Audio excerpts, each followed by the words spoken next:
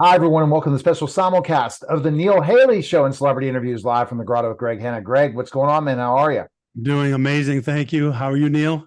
Fantastic. And I just love a love story. And I love people that are in the same industry meeting together in the most different, uh, opportunistic way. But again, this is, we're going to be talking about their movie, Our Almost Completely True Love Story with Mariette Hartley and Jerry Schroka. How are you guys? And thanks for stopping by. Oh, stopping by. Well, we got a call, so we stopped by. Yeah, we're good. Yeah. Just around the block. Yeah, I wish. Well, I got to play it like that, because never know. Someday we'll meet in LA. I guarantee it. But that's me already manifesting things. But let's talk really quickly about this. Why did you take your love story and decide you wanted it to be a movie? What was whose idea was it? Oh, I think it was both of ours. It was, but you want to talk first? No, you talk first, and then I'll correct you. Well, I had already written my own book before actually I met Jerry. And it was an exciting experience. I mean, we met that way, right? You and I? Oh, Yes, no, we met. We met. Oh, we did a radio interview when your book came out. but that was here. That was in Los Angeles. Yeah, yeah. You were calling me. It was a phoner. Yes. Oh, um, I don't know. My life has been, once one writes about one's life, or once one kind of puts it out there and opens our lives to other people, which I would never have thought of doing years and years ago. And I was in a place that was, see, I'd not been I had been working, but not in an exciting way, the way I really loved to work. And and I don't, and there wasn't a lot of work around when we started writing this. But when Okay. so when we met, it really is a true story. When we met is when we began. Careful, I already told him it was a lie. Oh, The you movie, we didn't meet in a bird store. I'm not talking about work. Oh, I see. Because, yeah. Yeah. No, but the story itself is very, very real, very us. And Well, it is very autobiographical, isn't it? yes, it is that too. And we learned a lot of things about each other as we were writing this. But I don't know. It was an exciting adventure to do, really was, and continues to be. Okay. All right, Greg. What question you have? I think Jerry wanted to say something. He was going to correct Okay. something, right? Is that right? All of it. Always. No, I was just going to say the impetus, getting back to the original question, was I had written a film 10 years ago about senior softball guys because I'm still playing at 108. I'm still playing senior softball, and it came very close to getting done. We were putting pieces together, having never done this, either one of us, always being on the other side of the camera. And like I said, it came very close. We had the director, we had Gary Marshall. I mean, we had big people involved, and Don Scardino, who directed the piece we're talking about. And then everything kind of just collapsed. And it was like, a couple of years went by, and I said, why don't we write something that we ourselves can finance? So we went ahead and took a second mortgage on our neighbor's home. They have yet to find out. And when they do, we're in trouble. And we took a second mortgage and raised them. We had this little pocket of money. And now, can we get our friends, especially the friends with names, to be in this? And everybody said yes. from Don Scardino on down. It was just, I had a little trouble with Mariette Hartley, but that passed. She wanted more money. And I Right. said, That would be the day. yeah. So that was the impetus, just to hire our friends, which is always wonderful. And we had done that in the past with a couple of plays that I wrote. And then you didn't do that with your one woman show. You hired yourself I know. and nobody else. It's really, really unnecessary. Anyway, It's so not that- true either. what, you didn't hire yourself? I hired other people, including you, to do the voices in the background. Yeah, I wanted to talk to you about that. Okay, well, you messed Payment. up. Yeah. So that was the impetus to do it, simply to create something of our own, and we would have, control over it, and we did. Wow. It's a long way from Godspell, right? Yeah. And from the Incredible Hulk. Oh, Yeah. boy. Well, except no, it's not. I had a wonderful experience doing the Hulk. Surprisingly, I thought, what the heck is this? The Hulk? The Incredible Hulk? Me? And I read it and I fell in love with the story and all the people involved. And it turned out to be a wonderful experience, really wonderful. I, of course, adored Bill Bixby. Who didn't? Oh my God. Mm. What a guy. And Kenny Johnson, who wrote it for us and produced it. It was a magical experience for me. I was nursing my daughter, not Jerry's daughter yet. And I didn't think that I would be able to do it because I was really serious about it. And Bill and Kenny said, wait a minute. We will do anything for you to have you be in this. I thought, oh. I was just me. And it was an extraordinary experience, really was.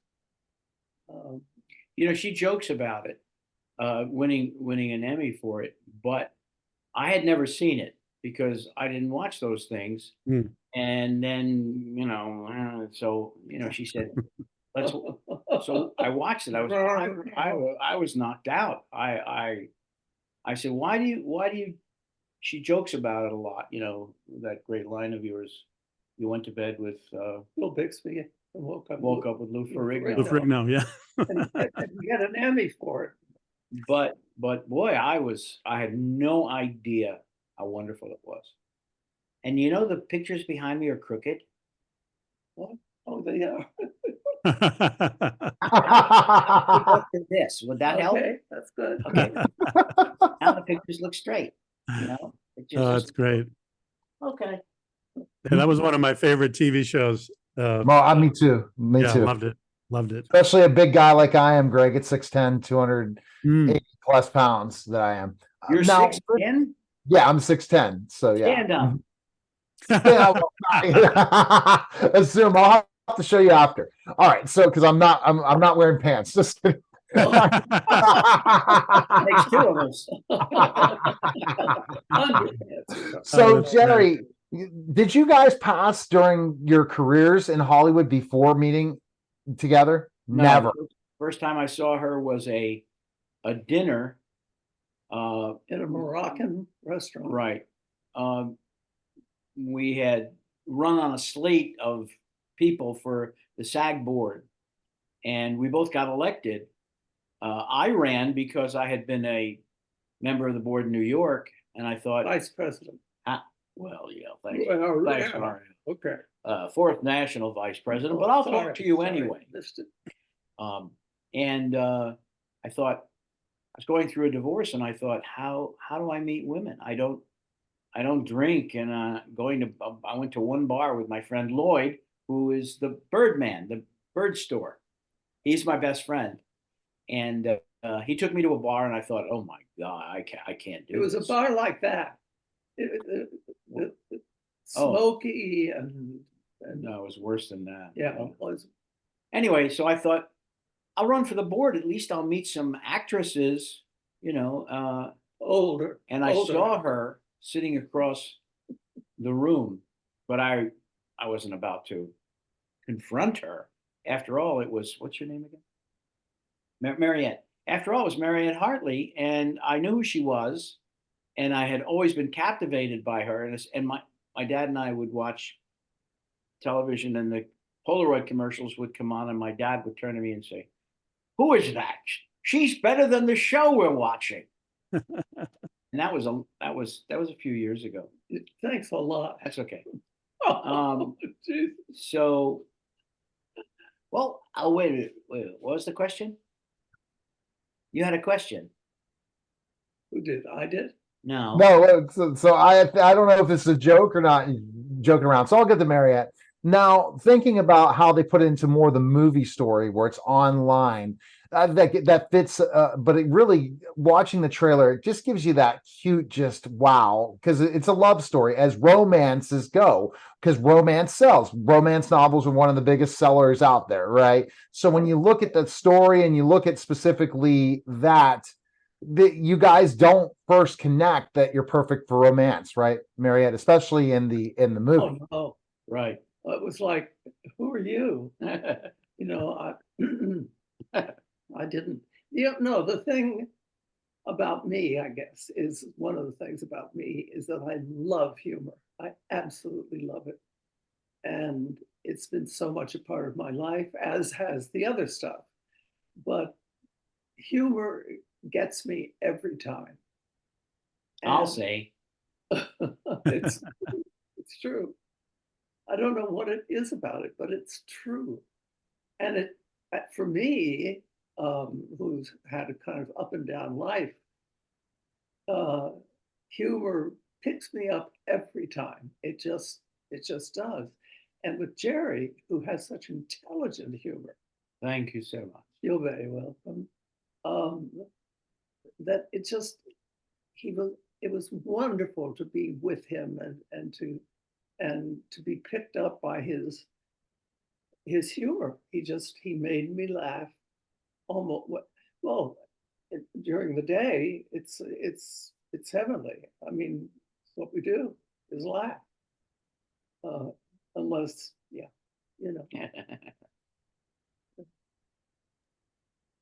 Greg, any what questions do you have? Any more for Jerry and Mariette? Well, I got my two favorite questions, which I get to ask each one of them, which I'm excited about, but I'll hold off until Okay, then. so you want me to jump on another question? I would say that Jerry, looking at Mariette's career versus your career. Now, you're most well known for voice acting. Would you correct? Well, What- certainly, yeah. But Godspell, explain that experience in Godspell and that. I just am intrigued by it because I was born in 1973, so I'm 50 years old, so I'm not at that. I'll be 51 very soon. But let's talk about Godspell a little bit. Is that mostly what you're well known for in your acting career? Would be that? I guess so. It's so long ago. The old story about the out of work actor who finally making rounds for a year, just handing out pictures to agents in New York, because you could do that then. And you knock on the door, you got your 8x10 and a made up resume, and the guy says, "Slide it under the door." And I said, it's in a frame. And he opened the door, and eventually, after almost a year, he sent me on an audition. I didn't know what it was, and it turned out to be Godspell. And Stephen Schwartz was there playing the piano for people. I didn't know I had to sing. It was mostly improv. And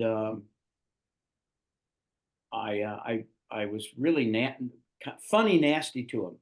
He said, "You're going to sing now." I said, "Well, you should have told me that. I would have brought music." He said, "I'll play Happy Birthday." I said, "Is it your birthday?" He said, "No." I said, "Well, then don't play it." And then I sang Happy Birthday, and then they made me do an improv, and it was the Good Samaritan. Well, I didn't know the New Testament. So I didn't know what they were talking about. And they explained it to me. And then I did it. And I did it as, I remember I did Nixon, who comes across this guy lying in a ditch. I did Nixon, I did Ed Sullivan, and I got it. And went to Boston with the second company, wonderful company. And from there, 8 months later, they were doing the film, and we all had heard about it. And the director came up, unbeknownst to us, watched the performance, and cast me. And I was like, "Wow!" And when left the show, went back to New York and filmed it. And when it was over, out of work again. Although I was rehearsing a Broadway show at night, a musical, which closed in Boston, thank goodness. And they said, "You want to go into New York and do Godspell?" I said, "Sure." So I did it in Boston and in New York, and that was it. It was a high point, both in working, and it was really a spiritual experience for me. Again, knowing nothing about Saint Matthew, I'm Jewish, and I think we say that in the film about a couple of thousand times. But No, but one of my favorite stories about you and the Bible is that you were We're having a party.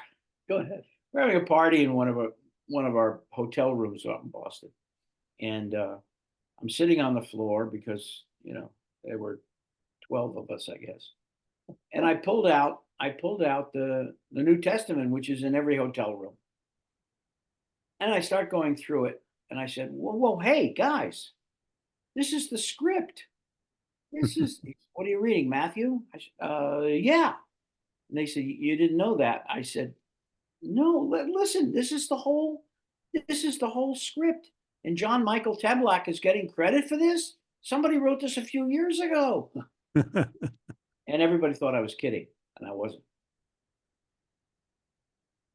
Wow. Okay. So Greg has a question for both of you guys. So it's going to be two questions in one. I mean, two questions, same question. Go ahead, Greg, to at least let them know what the question is, and each one of them will answer it. Yeah. So I'll ask each one of you individually, right? So that'll be more fun. So I'll start with you, Mariette. So I always ask this question of every guest, and I do it for two reasons. Number one is I believe that my greatest source of knowledge and growth is learning from other people. And I've always been that way since I was a kid.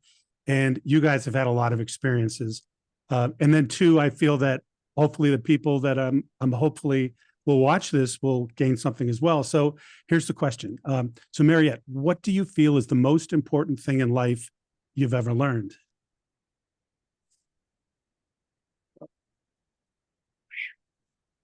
Go ahead. Humor. I don't think you can have a relationship without humor. We certainly have proven that. And it really does pick us up during odd times, And in a relationship, I also think the most important thing is paying attention to the other person. What that person really has to say, listening. I mean, that's one of the most important things in my work, is just sitting and listening to people talk about their experiences and being honest about it. I guess that's it. Great, thank you. Jerry, I'll ask you the same question. What do you feel in life is the most important thing you've ever learned? That you should ask me another question. Come on, Jerry. Huh? Well, as you said, listening is, but the other thing is, as I get older, and is the friendships that developed over the years, and they become precious. And family does too. You've experienced that a lot over this last year. Just as bad as things are in the world, I'm becoming very grateful for we have, and to have these people around me, I can pick up the phone and talk to them, and some of these go back quite a few years, and they become very, very precious, very precious. Yeah, and Excellent. Thank you. he doesn't say that lightly. Yeah. And that's so important. Your friendships, your connections, love, as you show that romance to everyone. And definitely work is the best place people can check out our almost completely true story. Where can they go?